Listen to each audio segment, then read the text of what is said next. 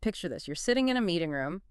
The coffee is fresh, the lighting is good, and projected up on the screen at the front of the room is this beautiful, perfectly formatted spreadsheet. Right, just full of green numbers. Exactly, just green everywhere. The call volumes are up, uh, the lead counts are high, the sales metrics look fantastic. I mean, on paper, the business you're running, or the department you manage, is a well-oiled machine. It is absolutely perfect. Right, on paper. But out there in the real world, where your customers actually live, it is an absolute disaster. Yeah, we fall in love with the dashboard. We get completely disconnected from the actual road. Uh, It's the classic illusion of management. and breaking that illusion is basically the mission of our deep dive today. We are exploring why general managers in dealerships, and truly leaders in any industry, must mystery shop their own processes every single month. Every month, not just once a year. Right, every month. We're going to uncover the incredibly costly gap between the dashboard truth and the customer truth. But before we get into the mechanics of how to actually fix this, we have a quick word brought to you by DeskReadyLeads.com. If your dealership is tired of leads with no context, no intent, and no real reason to buy, it may be time for a different approach. Visit DeskReadyLeads.com to see how we can help your dealership generate better conversations with buyers who actually have a reason to engage. Which honestly brings us right to the heart of the issue, right? Of those Okay. conversations, or, well, the lack of them. Yeah. Because every general manager thinks they know what happens inside their store. I mean, they walk the showroom, they talk to the managers, they look at the reports. They check the sold units, the gross margins, call volume, ad spend. Exactly. And because of all that data, they feel incredibly informed. But there's this massive difference between knowing what your managers say is happening and knowing what your customers actually experience. Huge difference. I mean, think about it. A customer doesn't experience your business through a spreadsheet. They don't care about your metrics. They experience the business through a very specific set of friction points. Right. It's a website form or a Facebook message. Or a receptionist transferring a call to the wrong place. Or maybe a follow-up email that looks like it was, I don't know, formatted on a BlackBerry back in 2009. Oh, yeah. Or a salesperson who clearly did not read the note attached to the file before they even picked up the phone. Yeah. I mean, a report cannot show you frustration. It really can't. It doesn't show if the receptionist transferred a call to the parts department instead of service, forcing the customer to repeat their entire complex situation like 3 different times. The report just shows that a call was answered and it lasted 4 minutes. Relying solely on your CRM reports to judge the health of your customer experience, it's like looking at a restaurant's daily sales receipts and just assuming the food tasted delicious. That is a perfect analogy. Right. The receipt proves that transactions happened. It tells you that, 100 people bought the steak. Yeah. But it tells you absolutely nothing about the flavor. It doesn't tell you if the steak was overcooked, or if the waiter was totally rude, or if the ambiance in the dining room was terrible. No, it doesn't. And the software itself, it actually enables this blind spot. How so? Well, let's look at how a CRM, a customer relationship management system, how it actually functions on the floor. It is essentially just a digital filing cabinet designed to track interactions. And one of the most dangerous metrics inside any CRM is that little status that says, lead contacted. Oh, I see where you're going with this, the checked box. Exactly. It's a total illusion of productivity. Yeah. A lead gets marked as contacted, or, a follow-up task is marked complete. Management sees the activity graph going up. Everyone's happy. Right. The CRM shows the task was done, so everybody just moves on. But what actually happened on that call was the voicemail professional. Did the text message even match the customer's intent? Did the salesperson explain the next step, giving the customer an actual reason to respond? Wait, I want to stop you right there because I'm trying to put myself in the shoes of the frontline employee here. Sure. If a salesperson calls a lead, they did the work, right? Why are we automatically assuming the quality is bad just because the CRM says the task is done? Because of the massive pressure for volume. When a salesperson has like 50 overdue tasks sitting in their CRM, they stop looking at the human being behind the screen. Oh, they just blast through it. Exactly. They just look at a list of names and hit dial. They don't take the 30 seconds to read the campaign note that says, hey, this customer is calling about a lease buyout. Mystery shopping exposes that crucial difference between mere activity and actual quality. Wow. Yeah, a salesperson can call a lead, technically fulfilling their job requirement for the day, and still do an absolutely terrible job. Which means the real dealership isn't the one being discussed in the Tuesday morning sales meeting. Not at all. The real dealership is what happens when a customer raises their hand and waits to see if anyone at the store actually knows what to do. Right. But, this leads me to a major question about the people running the floor. If the CRM is hiding the truth, why aren't the frontline managers catching it? Are they actively lying to the GM to cover their tracks, or are they just genuinely blind to their own process failures? It's rarely a malicious cover-up. It's really just human nature, self-preservation. Managers instinctively protect the processes that they built. Makes sense. Right. Nobody wants to walk into the GM's office, close the door, and volunteer the information that the team they personally train is completely failing at the basics. Yeah, that's a tough conversation. So instead of the harsh truth, the GM just gets a softened version of reality. They get what I call the wall of excuses. Okay, what's that sound like? It sounds like the leads are bad, or people are just shopping, they aren't serious, or, oh, customers are just ghosting us. Just blaming the customer. Yeah. And look, some of that might even be partially true based on market conditions. But the excuses often cover up something much deeper, which is process drift. Process drift. Okay, unpack that mechanism for me. How does a good process actually fall apart like that? Well, it happens slowly. A new employee is trained perfectly on day one, but over time, they realize nobody is actually listening to their calls. So they start cutting corners to save time. Sure. Human nature. Exactly. They stop asking the discovery questions, their follow-up gets a little sloppy, and then an even newer employee gets hired, and they copy the bad habits of the veteran instead of reading the official training manual. Oh, wow. Yeah.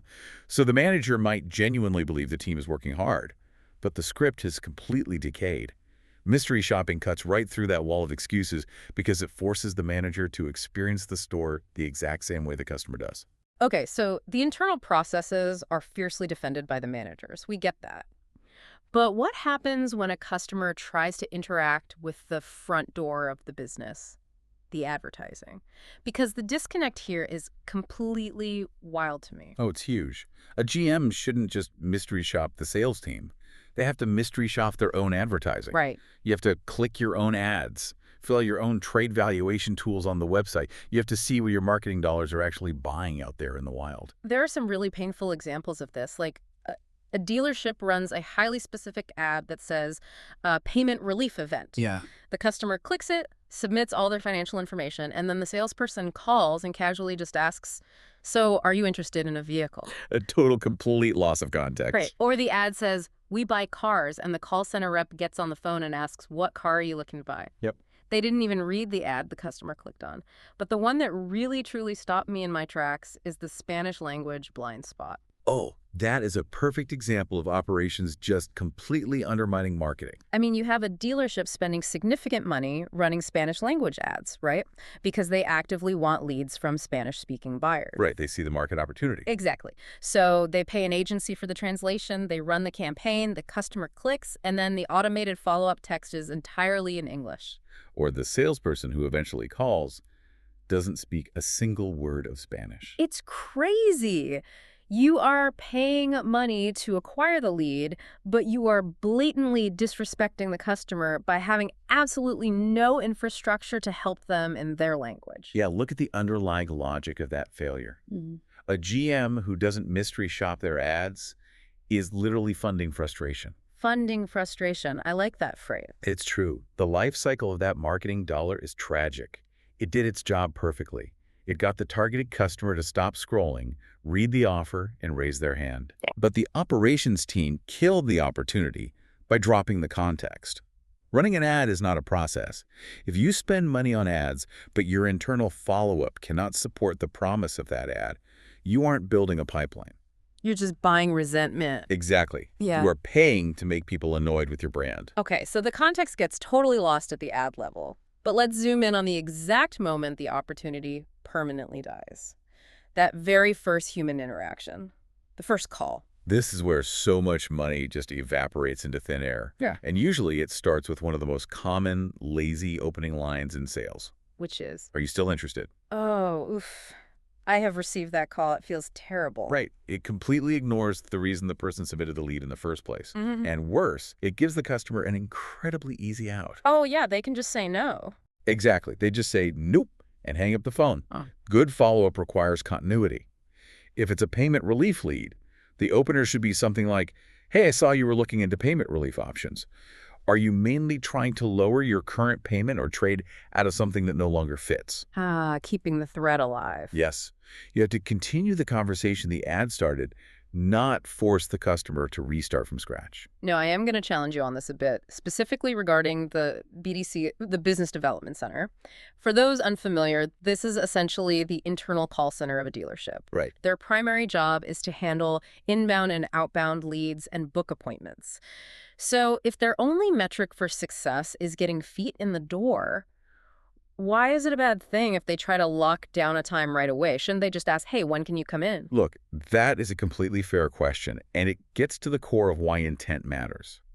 Yes, the ultimate goal of a BDC is an appointment, but treating every single lead like a generic appointment hunt destroys trust. How so? Well, BDC reps are often pressured by management to hit a strict quota of appointments per day. So they default to this robotic script before they even understand why the customer clicked. Give me a scenario where that backfires. Take a credit application.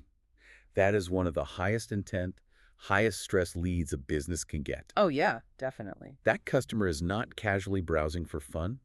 They are nervously asking, can you help me? Will I be approved? They need reassurance and very clear next steps.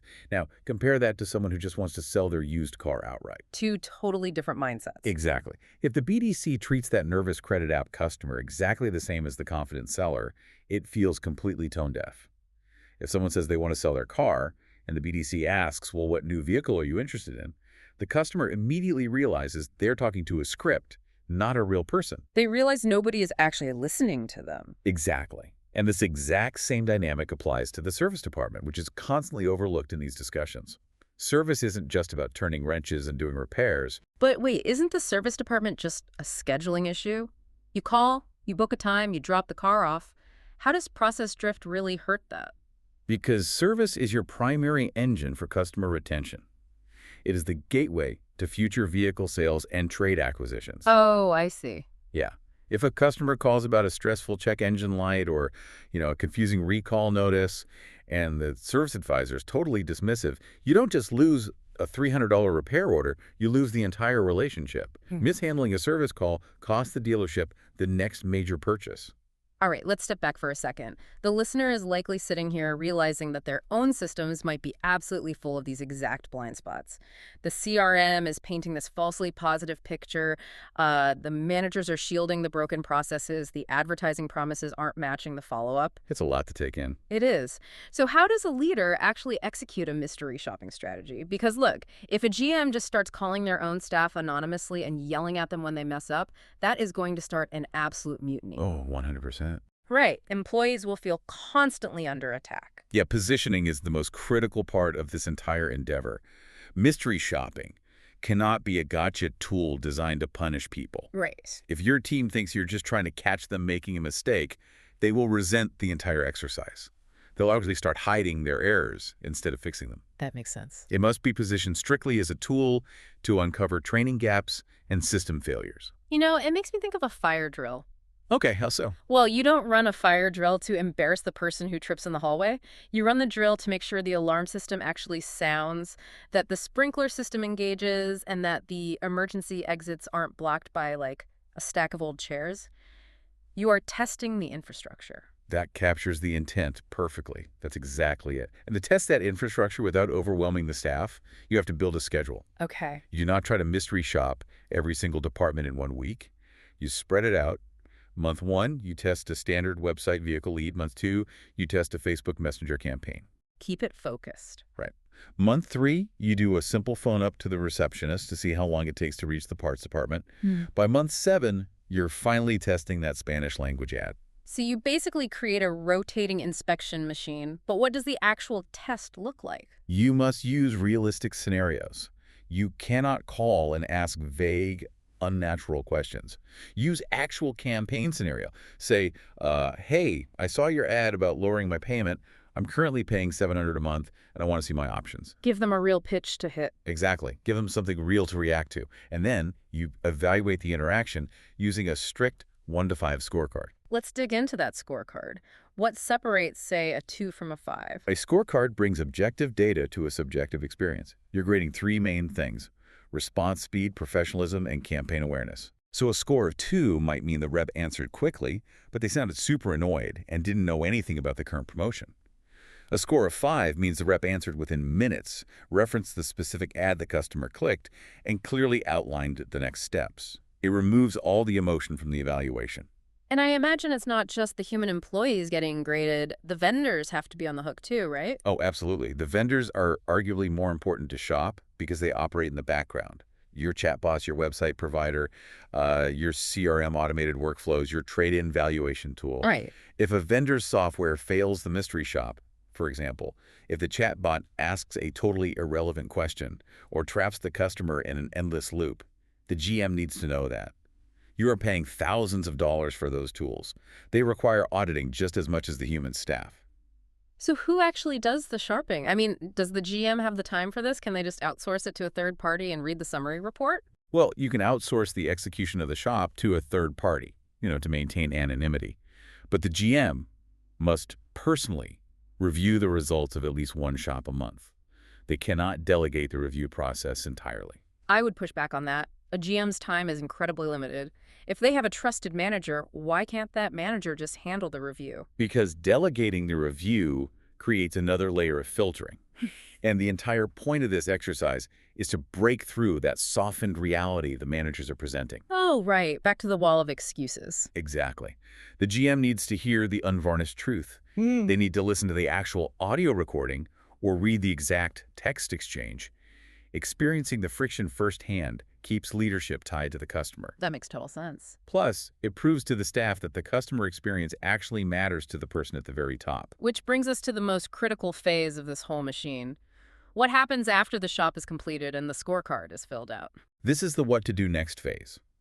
As we discussed, you don't use this as an excuse to yell. You sit down with the relevant manager and you objectively diagnose the failure. You ask a very specific set of questions. Like what? Was this a people problem? Was it a process problem? A training problem?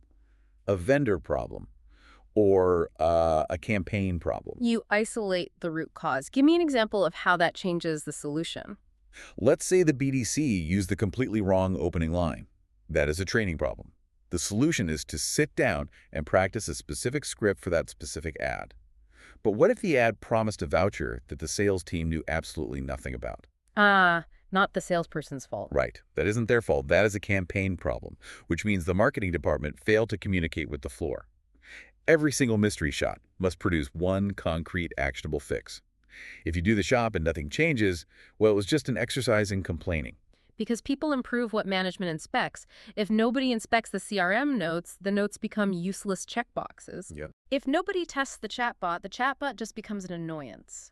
Mystery shopping is how you prove that the customer's experience is the actual standard of the business, not just a talking point for a glossy brochure. And those small mistakes we talked about, a slow response, a lazy opener, a bad transfer, an automated English text to a Spanish lead, they seem minor individually, but cumulatively, they bleed the business dry. Death by 1,000 cuts. Exactly. They waste marketing spend, they create ghosting, and they allow vendors to hide behind vanity metrics. So let's bring this all together. The core takeaway for you, the listener, is this. Your business, or the team you manage, is not what the report says it is. Your business is exactly what the customer experiences when they try to engage with you. Period. Relying solely on dashboards, spreadsheets, and CRM checkboxes, that's just managing from a distance. Mystery shopping is the only thing that gives you the true, unvarnished customer truth. Think about the systems in your own work right now.